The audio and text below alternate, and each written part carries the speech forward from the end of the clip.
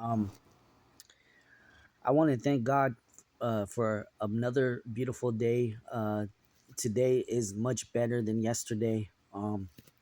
Yesterday, I was just, I had 1,000 things on my mind.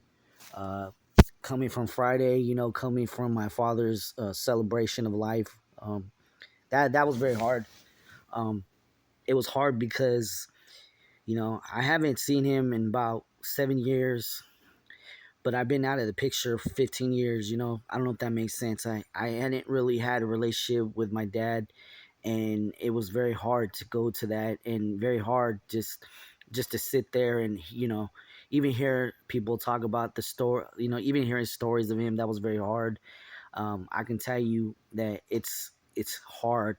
That God brought us together for a very short time, but then he was gone. It seemed like he was gone so fast, and that was a grudge I had against God because I felt in my heart that God could at least given me that last time to actually see my dad, and I didn't care if he was in tubes or if he was sick. I still would have wanted to see my father.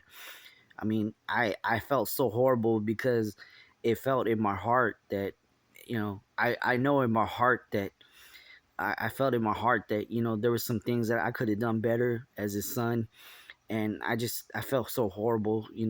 The guilt of my dad's death has really really hit me hard, and the fact that I said some hurtful things to him, and that even though I apologized and even though like I talked to him, it's still not gonna heal. You know what I'm saying? I have to live with that. That's something that I have to face God one day for.